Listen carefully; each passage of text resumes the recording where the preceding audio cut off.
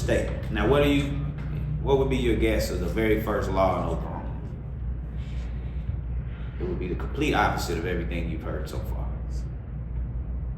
Native Americans can't own land. No. Jim Crow. Segregation was the very first law we got in Oklahoma. Wow.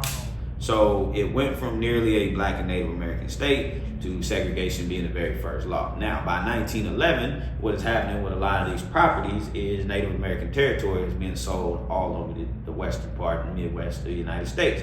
Now, can anybody guess what tribe this man is from?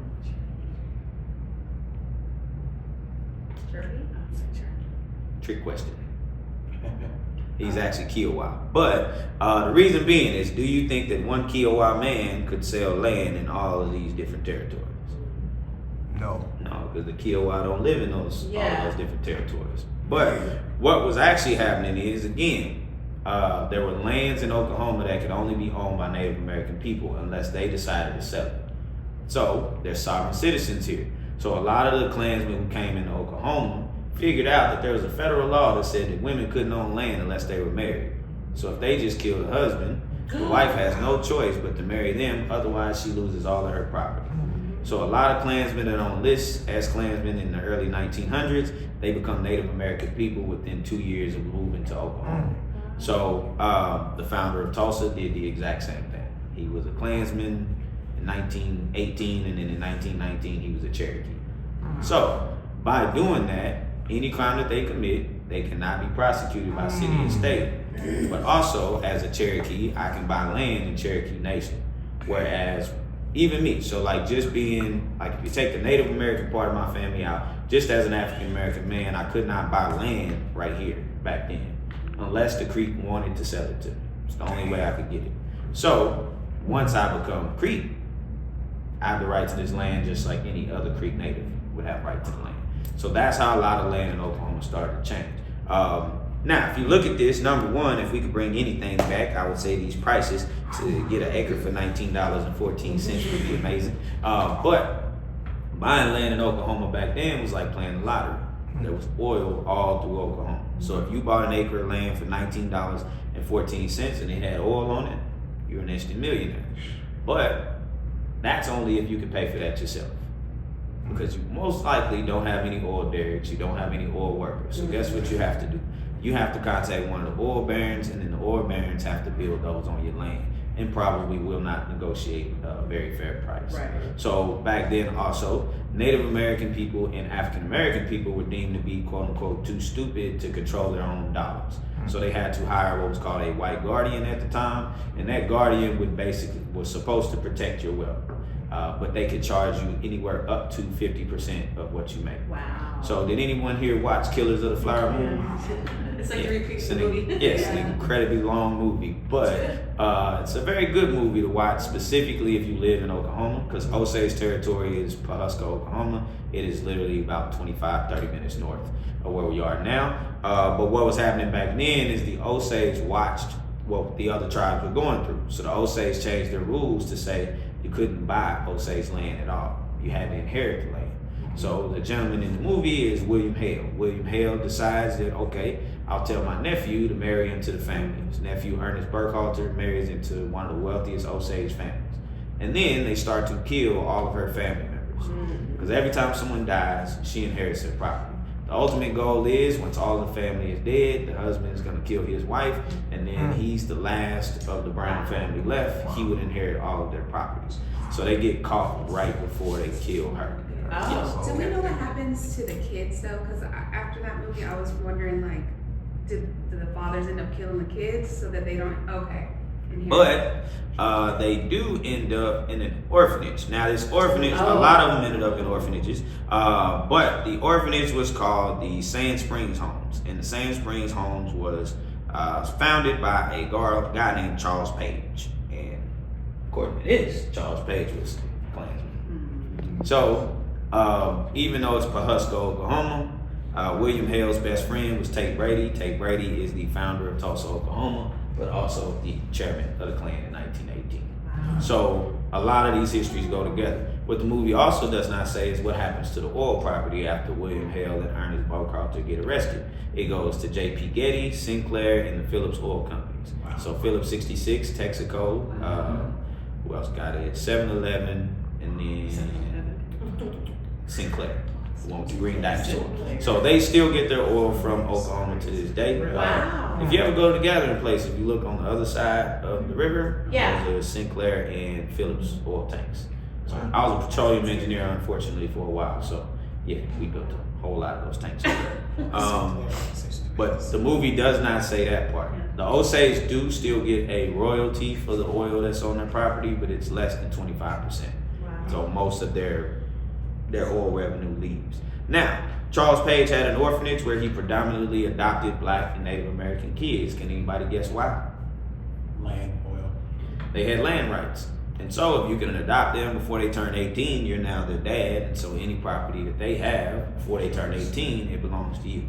So we still have schools in Sand Springs, Oklahoma named after Charles Page, even though we know Charles Page was a Klansman. Most of the Greenwood District was named the Brady Arts District until 2018. Named after Tate Brady, even though he's the only person on this list that actually participated in the massacre, but he was also the leader of the Klan, but also one of the most powerful men in Tulsa back then. He was not a politician. He had a hotel, but he was the most powerful man in the city. Wow. So, what you also have on here is Judge Robert Owen. Judge Robert Owen is the judge that denied all the insurance claims from Greenwood. So he said that no Black people could get insurance money because it was a riot, not a massacre. So, meaning Black people burned their own properties here. Lee Clinton had a middle school here until 2016. If you live downtown, if you're over by Jimmy John's on 6th in Boston, you'll see the Vanderveer Lofts. The Vanderveer Lofts were owned by William Vanderveer. That was his old office, but he was also a Klansman in 1918. But most of these people became Cherokees, Creeks, and all that within a couple of years. So if you've noticed the time that you're here, if you're Native American, you get a different license plate here in Oklahoma. So that used to be a way that you can see how many Native American people were actually in Oklahoma.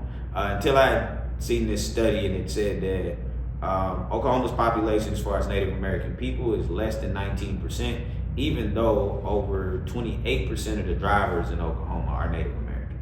So what it means is when it's time to do the census, not a lot of people identify as Native American. When it's time to tag our vehicles, all of a sudden we're Native American. Why? Because we don't have to pay the taxes. We can go right through the toll booths, don't have to pay them. But also if a police officer is behind me, he or she knows that even if they pull me over, they can't technically do anything to me. Until earlier this year, now they're taking a special training on how to give tickets to Native American people. This is crazy. But now they can issue me a ticket. But last year, if I was speeding down the street, they could detain me for up to 30 minutes. And they have to call the Native police, which are called light horsemen. The light horsemen have to come give me a ticket back then. If the light horsemen decide I'm not coming 30 minutes away for a speeding ticket, they just have to let me go. And why was that? Why did it change? You guys passed something? Or not you, but Well, no, I'll say that for some reason the tribes voted against their own best interests. Was this prior, like this was only going to last 1,000 years or whatever, you know? Or was it recent? No, they recently changed that. Yeah, they changed that about it.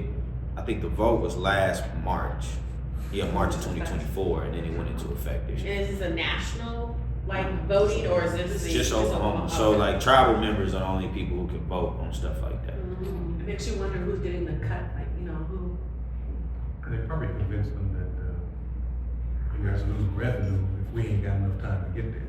Yeah, and then also they also changed the law to say that anyone can be a Native American police officer now. Used to be you had to be a tribal member to be a light horseman. Now anybody can apply. So if you're moving here from New York City and you want to be a police officer, you can technically apply to be a Native American police officer now. But without knowing the history or you don't have I'm to. sure that's a class, but still. It's about 30 minutes. Yeah, but part of that reason is Oklahoma did have this phase where it wanted to be like every other state. So it was like, well, we have all these different laws that make, basically there were two different Oklahomas. It just depended on if you were a tribal member or if you're not. And so a lot of times go to the county jail, they would hold you there, and then the tribes would just say, I'm not coming to pick them up. So it's like, oh well, now we have to let them go. And so they just kind of got tired of that. But tribal law is different. Even if the tribe does prosecute, their statute and the time limits they give for crimes is totally different than the state of Oklahoma. So I know for a long time, like severe crime, they didn't have life sentences for a very long time. So that was another reason why they did say, okay, well look, people are going to tribal court for murder and getting out in 10 years like that. So that was one of the reasons they used to say, well, this is why we needed to combine the two. I don't think they paid attention to the fine print. It said that simple traffic tickets and all that would be lumped into there. So they do get a royalty from the tickets that are given to Native American people, but they don't get all of that revenue. And most people never drive through the reservations. So, but that's where you get just a little context on what type of place Oklahoma was. Now, getting into the massacre itself, on a scale from 1 to 10, 10 being expert, 1 being a rookie, how much do you already know about the massacre? Anybody here over a 5? You're at a 5? Okay, let me think of a 5 question. Oh, no. Yeah. Do you know the names of the people it started over? No. That's probably a 6 question. That's probably a 6 question. That was probably a 6 question. Yeah. It was a 4 question. So it's Dick Rowland and Sarah Page. Now, Sarah Page was white in Chickasaw. So Sarah Page came out of Charles Page's orphanage. So she was a 17-year-old girl that worked downtown at the Drexel building, and then Dick Rowland was a 19-year-old black kid who was a shoe shiner next door. Now, in context, the only public black restroom at the time is on the 3rd floor of the Drexel building. So these two people worked next door to each other for almost 2 years. So the story that these two people didn't know each other, and then all of a sudden one day he decided to assault her on the elevator, it's not true. Every time he went to the restroom, he would have gotten on the elevator with her for 2 years. So what she said happened was they were on the elevator together. She did scream on the elevator. She said the elevator kind of dropped a little bit and she got scared. And then when the doors opened, a security guard that was there said Dick Rowland had assaulted Sarah Page. So the newspapers made it seem as if Sarah Page accused Dick Rowland.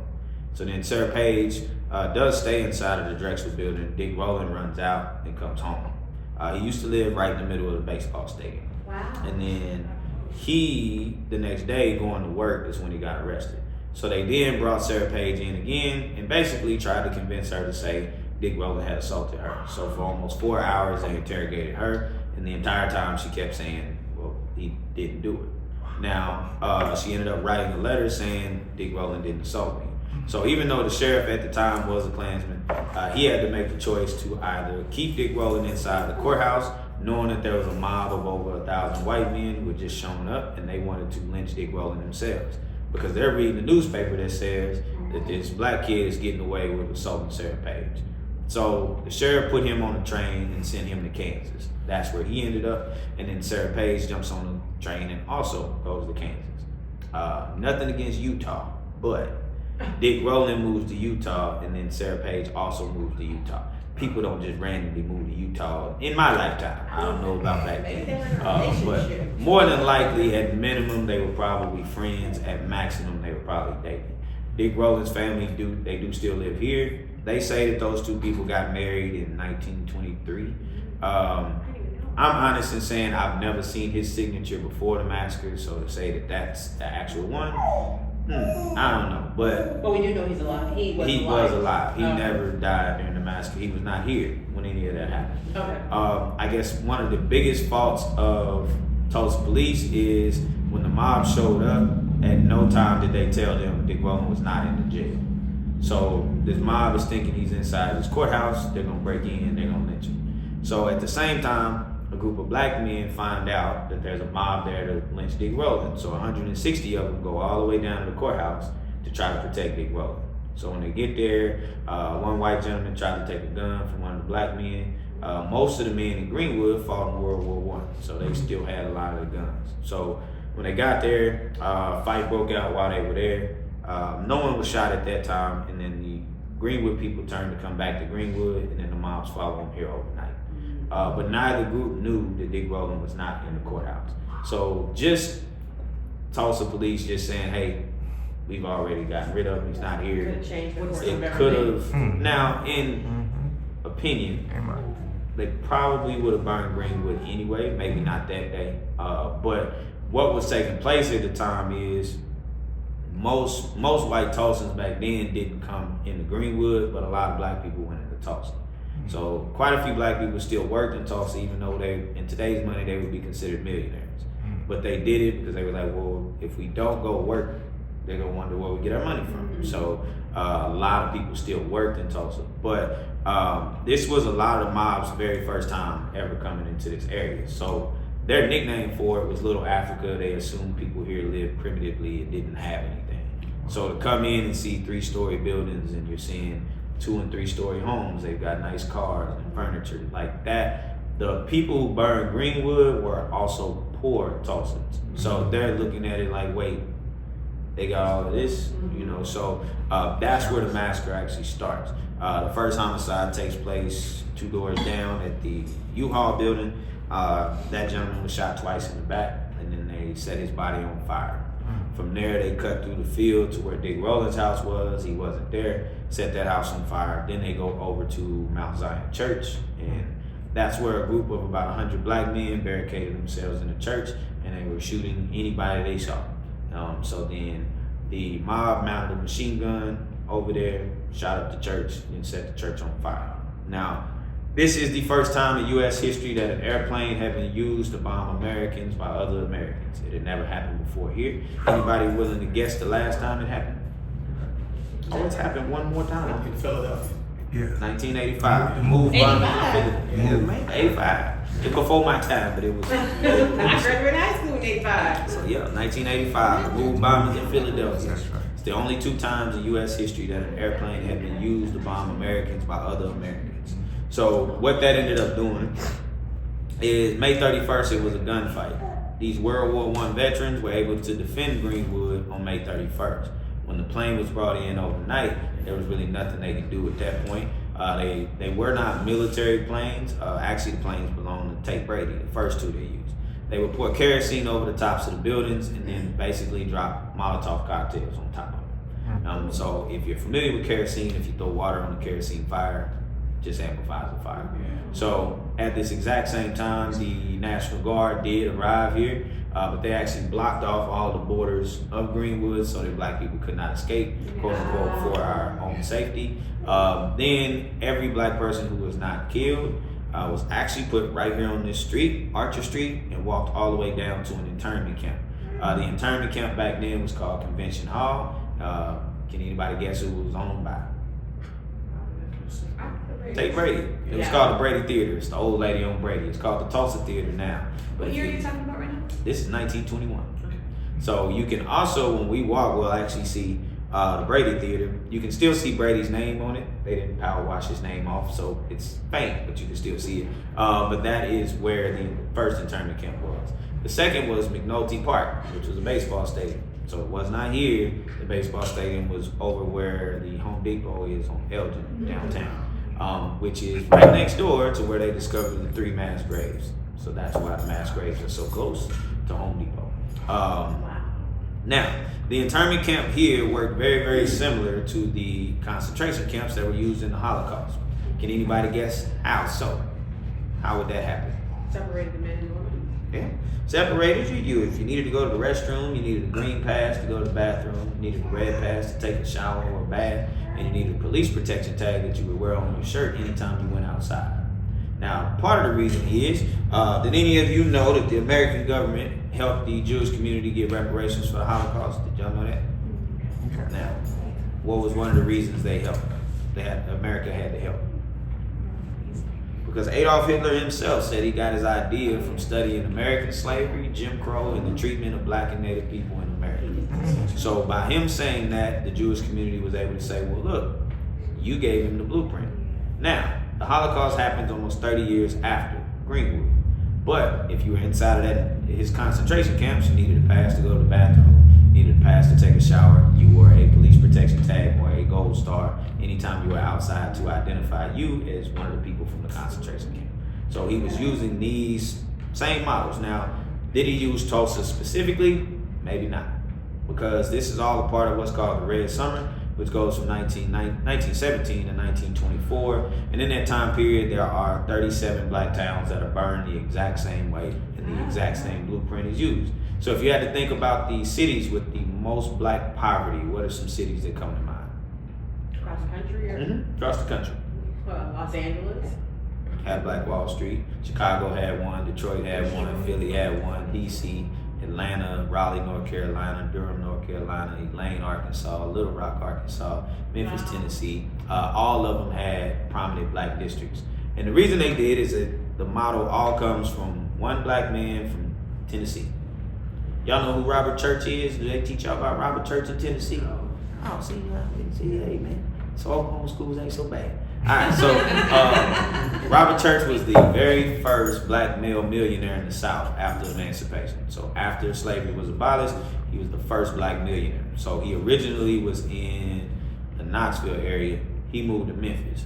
When he moved to Memphis, he was able to buy a portion of the eastern part of Memphis, Tennessee.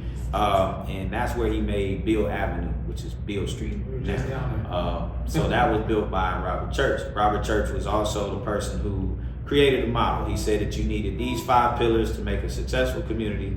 It was education, medical service, commercial district, residential district, and a financial district. But he also said you should never build a black town over 40 city blocks. He said if you went over 40 city blocks, you get too greedy. So if you go look at most of the prominent black towns back then, none of them are over 40 city blocks. So they take that model from Robert Church. He also invited Booker T. Washington in. Anyone here know who Booker T. Washington is? All right, so this is a trick question, but we'll see if you can answer it anyway. Can you name 5 things about Booker T. Washington? Most people can't. And that's probably intentional in the way we learn history, just in the U.S. in general, because the Reconstruction era happened to be the wealthiest time for African American people, but it was not the best time for specifically whites in the South. And the reason being is directly after slavery was abolished, Abraham Lincoln took the land from the slave owners and gave them to the enslaved people. After he was killed, Andrew Johnson took that land back from the African American people and gave it back to the old slave owners. So during that time period where black people controlled their property, that's when a lot of this black wealth was accrued. That is actually where Robert Church got his wealth from. So the Reconstruction era is not necessarily talked about a lot, but Booker T. Washington was the most famous black person in America back then. Yeah, so go ahead. Yeah, I agree. There's one thing that I do remember them beating into our heads about Booker T. Washington, which was he and W.E.B. Du Bois had this feud that was, endless, and it even plays into this to our current modern, politics society. Yeah. So W.E.B. Du Bois felt like if you trained African American kids to learn how to navigate in white societies, that would help. Booker T. Washington felt that, you probably should just build black districts, because he felt like Jim Crow and all that's never gonna go away. So that's why those two feuded so much. But Booker T being more famous, more people kind of aligned with Booker T. But that was mainly because they didn't know W.E.B. Du Bois as much. So what Robert Church did is, knowing how famous Booker T. Washington was, he invited Booker T. Washington to see Beale Avenue. So when Booker T came, he made a quote about what he saw, which was it was a Negro's oasis. So then that ends up on the front of every black-owned newspaper all over the country. So you get a lot of black people moving to Memphis. And so then they take that idea, a guy named Edward McCabe, E.P. McCabe, takes that idea and goes to Kansas, and he builds Nicodemus, Kansas, but he uses the same model as Robert Church. So then he invites Booker T to Nicodemus, Booker T won't go. So he moves down to Pine Bluff, Arkansas, and builds the exact same thing in Pine Bluff. So once he builds it in Pine Bluff, he then invites Booker T. Booker T doesn't come.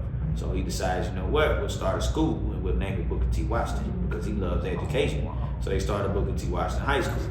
Then they invite Booker T to see the high school, and he comes down and he sees Pine Bluff, Arkansas. So he calls that a Negro's paradise. So now you have a lot of black folks leaving Memphis and just other areas of the country. They're moving to Pine Bluff, Arkansas. The founder of Greenwood is O.W. Gurley. He was living in Pine Bluff, Arkansas as it was being built. He took that concept from Pine Bluff and brought it here. main reason he came here is he was black and Creek, so he could buy land right here. So he bought the first 40 acres on this block, and then he started to sell it to people who started to move here. And then he used the exact same model. Invited Booker T. Washington in, started a school, Booker T. Washington High School in 1913, and then Booker T. came to see it. And that's when Booker T. said that this reminded him of a Negro version of Wall Street. That's how I got the nickname Black Wall Street. It was called Greenwood. Anybody from here say Greenwood. Also, now that you live here, if you say I'm in Black Wall Street, our next question is probably where you from, because we all say Greenwood, but when we hear it, we're like, oh, out of town. So, but mainly because Booker T also named Durham, North Carolina, Black Wall Street after he left here.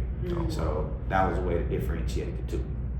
So as it's being built, they built 197 businesses. There were 1,256 homes. In 16 hours, all of it was completely destroyed. So the next piece just gets into what type of place Oklahoma was. Tate Brady is actually up here. That is Tate Brady there. He went all the way to Okemah, Oklahoma to witness a lynching there. Now, does anybody know what, after emancipation, after slavery is technically abolished, what was one of the first laws that African American people broke? They were transient laws. So transient laws and trespassing laws. So imagine you're on a plantation and someone walks up to you and says, you know what, you're free now. If you walk through that grass, you're trespassing. Now, is slavery illegal in America? Does anybody know the answer to that question? You said, is it illegal? Yeah, is slavery illegal now? No.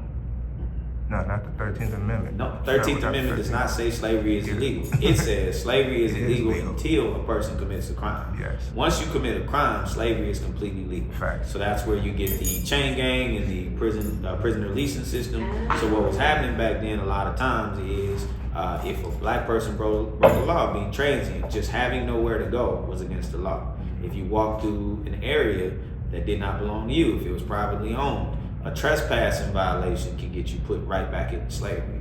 In Oklahoma, what that would amount to is a lot of times lynchings, because you probably had land and one of these oil tycoons wants that property.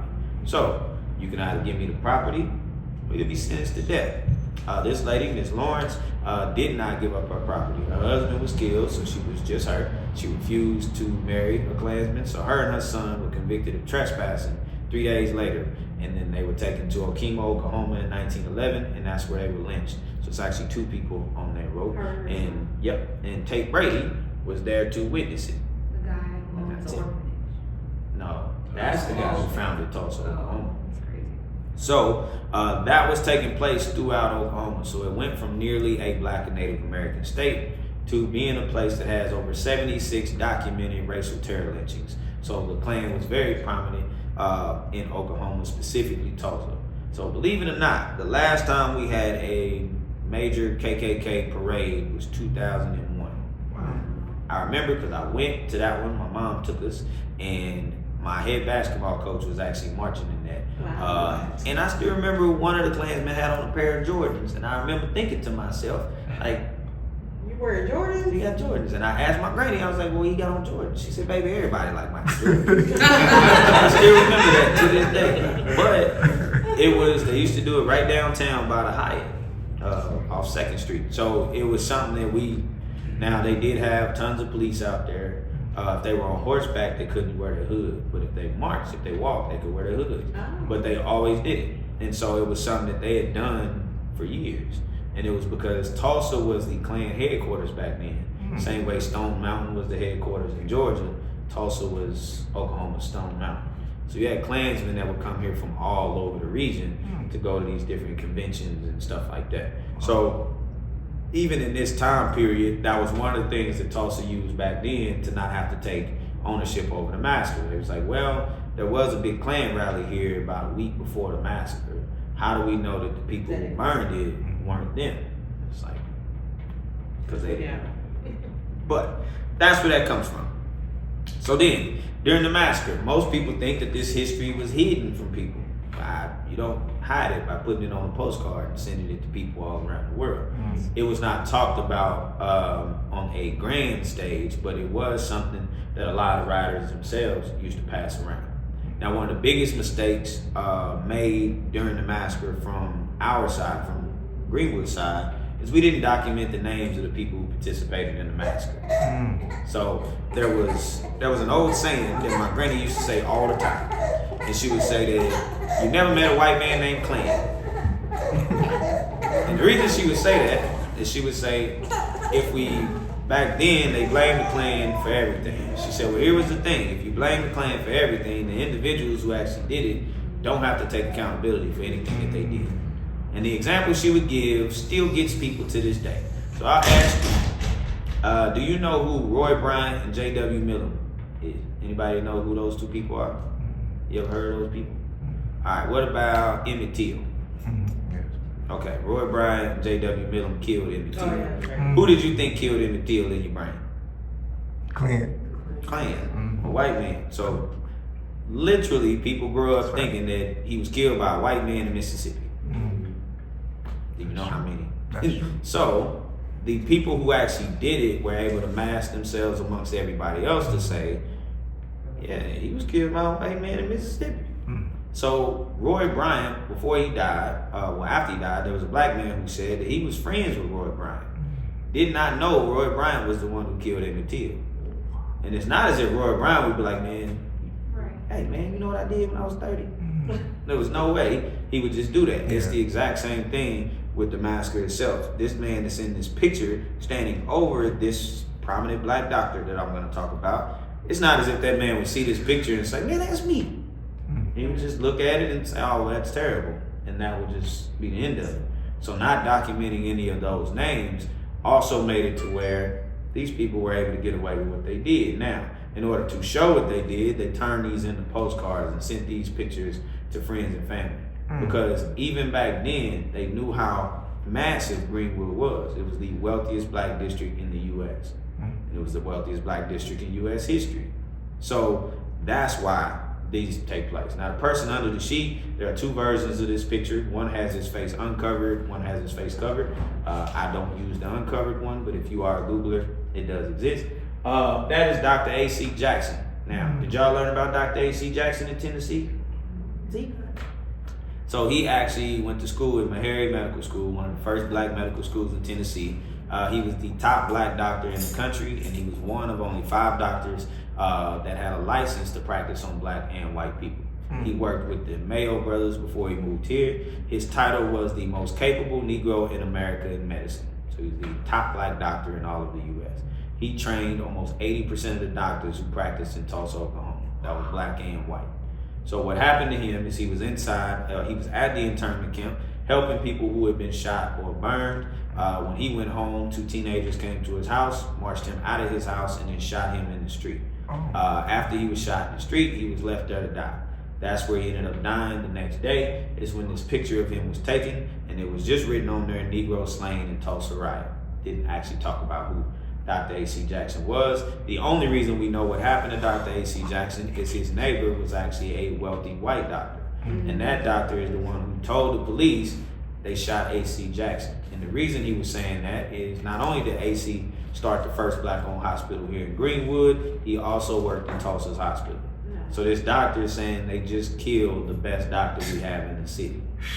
But they were next door neighbors. So that's one thing that most people don't know about Greenwood is it was the first mixed community in Tulsa. Because if you weren't Klan or in oil and gas, more than likely you didn't live in Tulsa, Oklahoma back then. Because if you weren't wealthy, there was nothing there for you. It's the oil town. All of the oil barons live here, all the way down to some of the Rockefellers were down here. So the Phillips family came from New York. So all these people are coming in, and so you had to come to this end. And so this is where a lot of those people would have lived at the time. But it was affordable. Then, this is a picture that I never thought about until I found it. It's a 4-year-old boy who's holding his 2-year-old sister. His sister was completely decapitated during the massacre, and that used to be their home behind them. Now, when I first started learning about this stuff, for some reason in my brain, I just thought about adults fighting adults. I never really thought about what kids would have been doing at that particular time. But the fact that not only did that take place and someone decapitated a 2-year-old girl, someone also stopped this kid in order to have them take a picture. in which taking a picture back then was a longer process than today. But didn't even take the time to document his name. It literally just said Negro child holding 2-year-old Negro sister decapitated. So again, if this is something that was supposed to be hidden, why take pictures of the aftermath? So a lot of these pictures existed and then they became newly released in about 2018, and then 2021 there was another list of them released. And just earlier this year, the new mayor released almost 40,000 new documents. So imagine having something new from 1921. Oh, and I was to say, what was the year again? 1920. Yeah, this is 21. Now, this is a letter that if you are inside of the museum, you will not see a copy of. Now, this account comes from a gentleman named John Smith. John Smith says that he came to Greenwood after the massacre. More than likely, he was here during the massacre. Some of the numbers he uses are a little too accurate for him to have heard it later. Especially when he talked about how many people went down to the courthouse. J.B. Stratford was the wealthiest black person in Greenwood. He was the one who took the group down to the courthouse. He didn't put down that he took 160 armed black men until 1923. This man wrote this letter in 1921, and he says there were about 160 real tough ones. So more than likely he was here. But there's a few lines in here. Number one, he does use a lot of colorful language in here. There were some new racial slurs I didn't know, and so I had to research and AKA ask old people, and they told me what they were. But he mentions how big Greenwood was. When he says, I saw the remains of N-word town when I went over after Margaret, and it wasn't as much as a stick of wood standing in a piece of land a mile square. And believe me, you can build a lot of N-word houses in that much territory. So he's saying that Greenwood is 36 city blocks, which is how big it was. Then, from there, it says, I presume you people there thought mighty hard things about Tulsa when you read the papers, but the grand jury, which has finished its inquest into the riot, laid the whole blame on the N-words where it rightfully belonged. As I understand it, the whole fracas started over the fact that a Shinola attempted to assault a white girl and they had him in the county jail. The Skillets got the idea that there was going to be a lynching, which of course should have happened, and about 160 real tough ones armed with rifles, shotguns, razors, etc., and paraded right up Main Street to the county jail and told all hands en route what would happen if they didn't watch out. Naturally, the whites went home right away when they saw the armed coons, but they came right back with everything from a shotgun to a cannon, and the battle was on.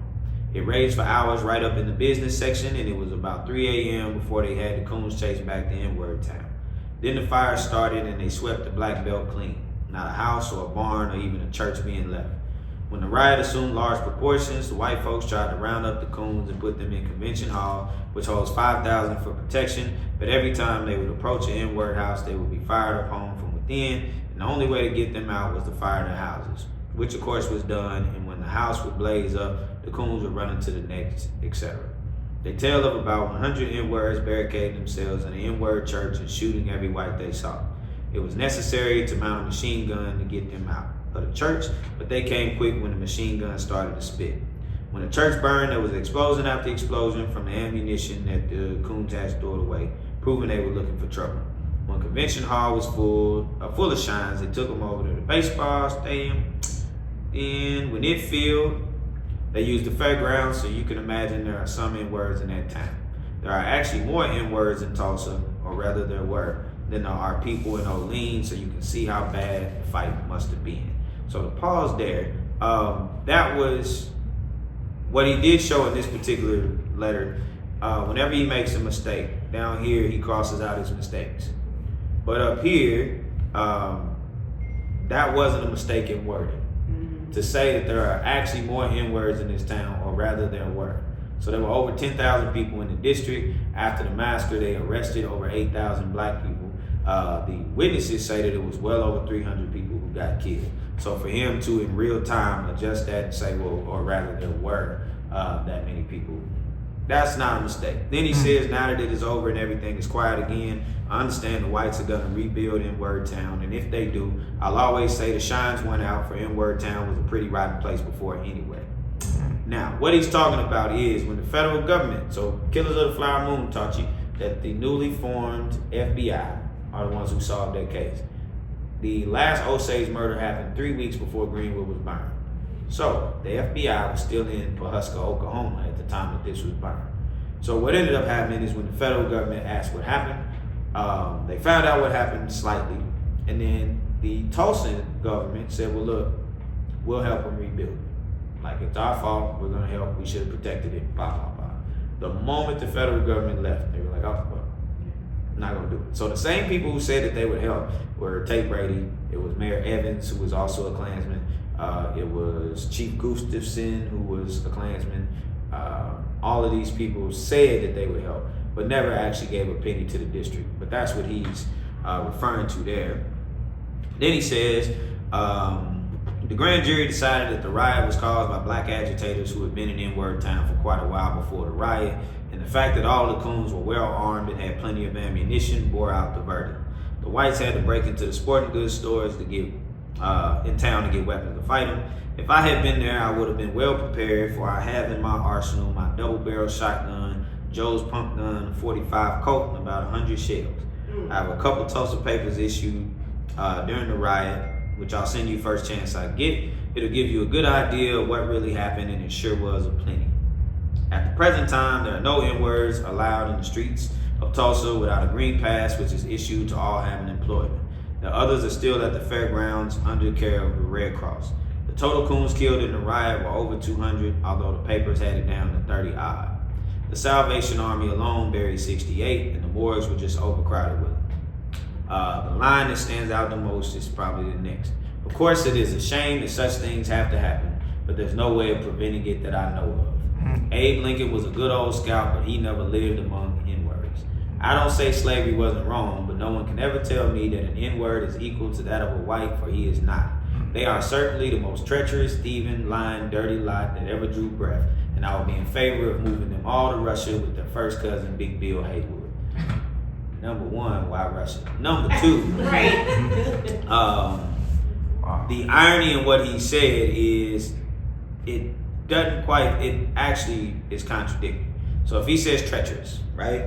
I would say treacherous would be burning 197 businesses, 1,256 homes, and killing over 300 people over an accusation that even the supposed victim says didn't happen. That would be treacherous in my language. Next, he says thieving. So at the same time that Greenwood is being burned, the mob is able to bring their families in to literally steal out of these people's homes. So as he's writing this, they aren't currently looting. And then the last one was lying, which he admits that the Tulsa papers lied. The total coons killed in the riot are over 200, although the papers have it down to 30 odd. So imagine I owe you $200 and I wrote down that I only owe you 36. That would be a lie, right? So those lines were pretty crazy. But then after that, he kind of just goes into, he didn't think a thing about going to school with black people, but he would never let his daughter go to school with black people. And then he finishes off with, well, enough of N-words, you'll read your feel in the papers I'm gonna send you. Now this is a letter to his dad. So he was a little more loose with the way he talked. But now this part is theory, but I found a picture, and when he talked about the guns, he had a double-barrel shotgun, Joe's pump gun, a 45 Colt, and about 100 shells. So then a couple years after I got this document, I found this one.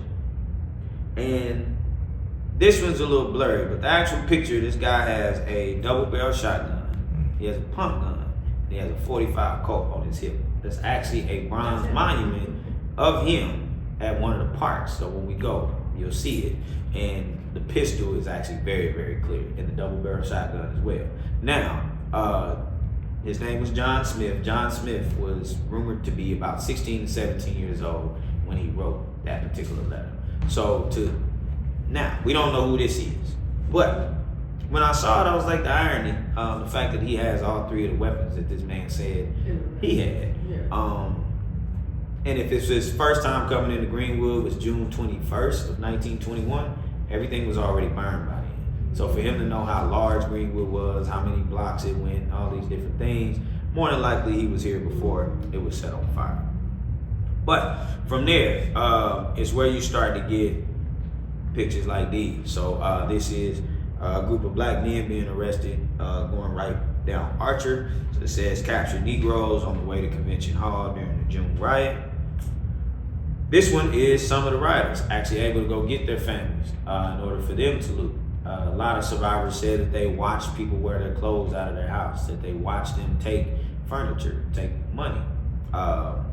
There's even a picture we'll see in a second that has a safe that's opened on the corner. So it's like if these people weren't looting, then the safe would have been fully intact. And the fact that the safe was sitting right on the street corner tells you like no one leaves their safe on the street corner. I don't think. I haven't been that fortunate to find one. This is Mount Zion Church. This is the very first one set on fire during the massacre. In a second, you're actually going to see a video of it burning. Has anybody here ever seen video of the massacre itself? So, show you that in just a second. This paper comes from June 11th, 1921. This is in Oklahoma City. But they were talking about the massacre itself. $4 million lost in property damage. That's $4 million in 1921, which is the equivalent to about $66 million now. Sarah Page not to be found, because again, she jumped on the train and got on out of here. Then you have the Tulsa Yanks laying away from blacks with new fire ordinance. Directly after the massacre was over, the city of Tulsa changed the fire ordinance to say any structure that's not fireproof, the city can confiscate your property. So as these people are sitting inside of an internment camp, the city of Tulsa is seizing all of their property. What ends up happening is an attorney named B.C. Franklin sues the city of Tulsa, and he gets everyone their land back, but every insurance claim they filed gets denied after that. So no people from Greenwood, even the ones who had insurance, were ever paid because the National Guard said that this was a riot, and riot meant that they burned their own properties. The story they told back then was the black mob showed up to the courthouse, got in a fight with the white mob. They didn't turn to come home, and when they got back into the Greenwood district, they were so upset they started to burn their own properties. And that same white mob saw that black people were burning their own properties, so they came in and stopped them. And as they tried to stop them, black people would shoot at them. So the only way to stop them from shooting at them is you had to shoot back. And then when they would run into a house or a building, they'd have to set it on fire. And then when they would set it on fire, those people would just run into the next building. So they had to set that one on fire too. Which is kind of what John Smith alludes to in his letter when he says that there were 100 Negroes who barricaded themselves in a Negro church. Well, if there was no one here to shoot at, they wouldn't shoot. So he said, of course, we had to fire their houses, and then we had to mount a machine gun to get them out of here. So that was the language it was written in back then. Now this is the south side border of Greenwood. It's the railroad track that still sits on the south end of this building. That is the exact same railroad track from back then. So it has not changed since then. It's the Frisco Rail Company is who ran it back then. And they also had what was called a Negro tax. So when it was time to rebuild, Greenwood did end up rebuilding. That's the one part of the history that I like for everybody to leave with, is Greenwood was actually completely rebuilt within 10 years of the massacre. The wealthiest time in Greenwood's history is 1941, 20 years after the massacre is when it was at its wealthiest point.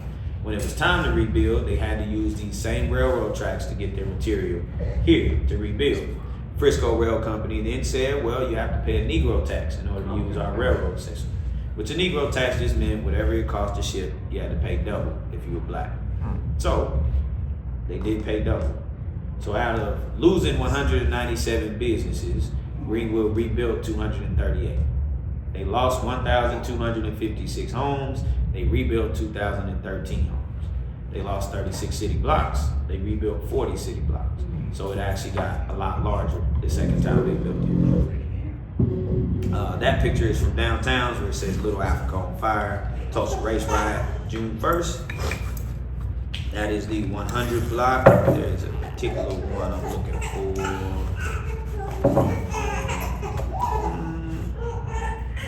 This is the street we're on now. We are over here. So you'll see it when we go outside as well. And here's a video of the massacre itself.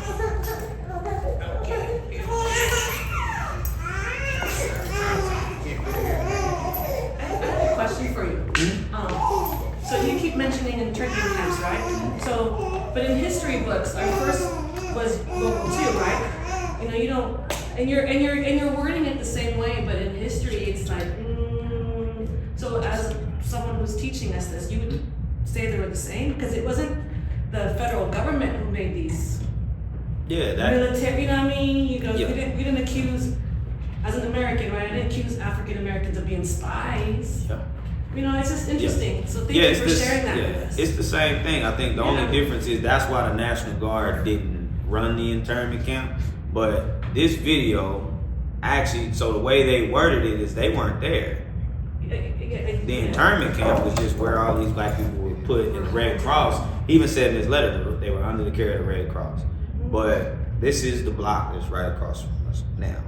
But once it jumps to the internment camp, you'll actually see that the National Guard was not only there, they were sleeping, they were walking around. Did they have guns? Were they off wire around? They couldn't Yeah, well, it's just a big old building.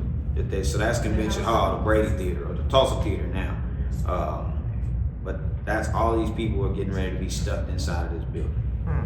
On the street, it's called Reconciliation Way now. But so that's the Red Cross portion, but you also see that there's National Guards going to be there. So, Yeah, right there. so originally they said that, yeah, it was ran by the Red Cross, but clearly the National Guard was there as well.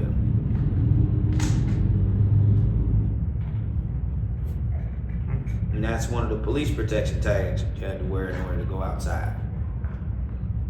So they were still expected to go into the city to work if they still had their job. Only because the Tulsa elite did not mind these people being arrested at first until they figured out, like, wait, who's gonna watch the kids? Who's gonna clean up? Who's gonna drive me to work? So then That's that tag. what you also see is they were allowed to actually come get their employees. That's what the information desk was.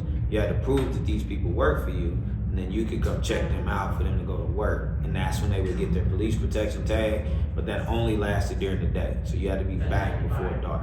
So if not, you'd be shot.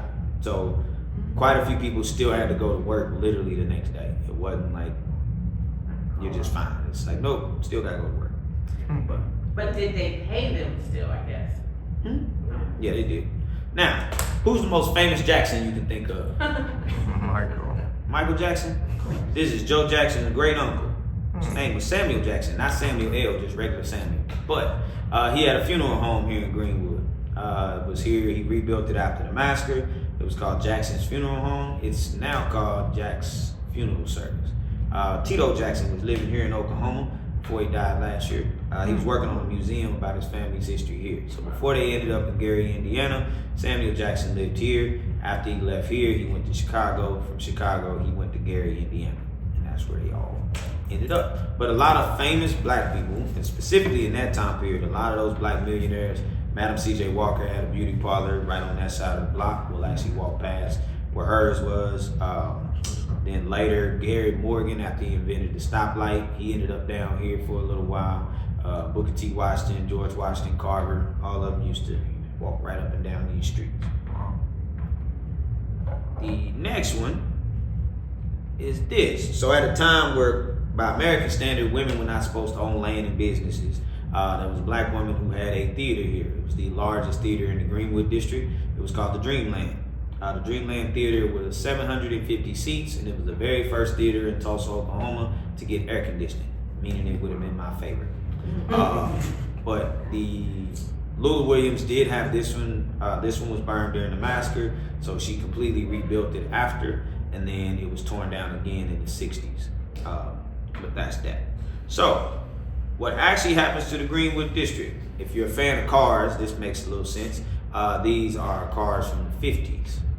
The only thing still here in this picture is this one church. The basement of that church survived the massacre. Everything else was gone. Wow. Now, if Greenwood looks like this in the 50s, why does it not look like this today? Anybody willing to guess? Investment? People not investing? No. There's a federal policy that does a thing, they call it Negro removal, but it's actually called urban renewal. Urban renewal is a federally funded program that gave each major city the right to put a highway wherever they wanted. The federal government would pay for the highway. The mayor at the time gets to choose where the highway will be built. So this highway could have been built anywhere in Tulsa, Oklahoma. The mayor at the time, his name was Bill LaFortune. Any of y'all ever been to LaFortune Park? So Bill LaFortune His great-grandfather was Mayor Evans, who was mayor during the massacre. Then his grandson was the mayor during the 100-year anniversary of Greenwood being burned. That was G.T. Bynum. So, Bill LaFortune decided he wanted to put that highway directly through the Greenwood district. Tore down Madam C.J. Walker's beauty parlor to do it, the Dreamland Theater, all of that was gone. So 1953, this top portion is black-owned land in Greenwood. So to show you where we are now, we are, so you got Vernon, you got the last of the Greenwood district. We are sitting right here in this little empty spot. This is Archer Street right here. So that's what it looked like in 1953. We're right here, right now. So what ends up happening is Urban Renewal also built this highway, but there's absolutely no exit into the Greenwood district at all. So again, the wealthiest time is 1941. So when this started to be built in the late 50s, this is what this parking lot right here, this is what it looked like right before Urban Renewal starts. This picture was taken 8 months before they started building the highway. So to say that this area was completely blighted and we didn't need it, tore it down. Now, why did they tear it down? City economics. What also happens at the same time as Urban Renewal is integration. So what was different was Greenwood was self-sufficient. During the Great Depression, Greenwood didn't actually have to deal with any of that because they manufactured everything they had right here. So you have Tulsa looking at Greenwood and saying, well, the money doesn't leave from over there. First generation of Greenwood had its own U.S. federal post office, which gives it its own U.S. federal post code, meaning it pays taxes to itself. Second generation, now they burn that post office. If you were to burn a post office today, it's federal crime. But back then, guess not. So second generation, they did get a new post office, but they had to apply for new land deeds through the city of Tulsa. So they're now incorporated as a part of Tulsa, Oklahoma. So their tax revenue leaves here. Now, did any of you take a city economics course in class in school? So city economics is very, very simple, and it works the same in every city. If we all live in the same neighborhood and we shop in our neighborhood, at the end of the year, our city does a tax assessment on where the dollars are being spent inside of the city. What they then do is take a portion of our tax dollars and give it back to the community that we spent it in. That's what's used to fund the schools in these areas. That's what's used to build parks. That's what's used to fix your road. Well, it's supposed to fix your roads here in Tulsa. We ain't got to that part yet. But that's also what's used to entice bigger businesses to move into your area. So let's say in our neighborhood, we actually practiced group economics and we shop where we live. If, let's say we wanted a Walmart, not a big fan, but let's say we wanted them. Walmart would then ask the city of Tulsa for a 5-year tax assessment on how much money is spent in our area every year. Now, if it says that we spend on average $15 million a year, is that enough for Walmart to want to come? Yeah. Now, imagine if we tear down all of the commercial buildings. And then we say that neighborhood only spends about $150,000, $200,000 a year. Walmart's like, well then, they don't have any money. So then what happens is, we don't have a grocery store now. So we have to go to another side of town in order to get groceries. But guess what that does for the side of town that we go to? They're able to use that tax assessment to say, look, we're growing. So right after Urban Renewal, any of you been to Utica Square yet? So Utica Square is a nice shopping district. But when you look at Utica Square in the 50s, right before Greenwood was destroyed, Utica Square was making about $633,000 a year, which in the 50s is a lot of money. But within 5 years of the highway being built and tearing down Greenwood, that jumps to over $2.2 million. Because it's not as if these people just didn't have money anymore. They just don't have any way to shop with each other. So is that what Trader Joe's is? That's over Brookside. So What's Trader Joe's here? yes, where the hospital, like St. John's is over there. Oh, okay. Oh. Yeah. So that's what ended up happening to the community here. So it was a collection of different things. Urban renewal is what destroyed their properties. It's also what destroyed their will to want to build again. So the analogy I would always get as a kid is my granny would hand me $100 bill. And the moment I take it, she snatch it back. And then she say, I'm just playing, you can have it. And she give it to me again, and the moment I take it, she snatch it back again. So then the third time she goes to give it to me, I'm like, I'm not taking it, because I know you're not gonna give it to me. She was like, well, that's exactly what we dealt with. Directly after slavery, we built black towns. Now, she was born in 1925. She never saw the original Greenwood. She said they built it up, and then it got burned. And over 300 people got killed. We decided, you know what? We're gonna do it again. So we built it again, and we were able to keep it for about 35, 40 years. And then all of a sudden, I get a letter in the mail that's telling me that eminent domain is being used to take my land. And I'm not gonna get paid for it. Man. My neighbors who got paid less than 30% of their property value. She said, so the only thing I was able to salvage is this house that we live in. Yeah, go get it. If I want it, then I go get it.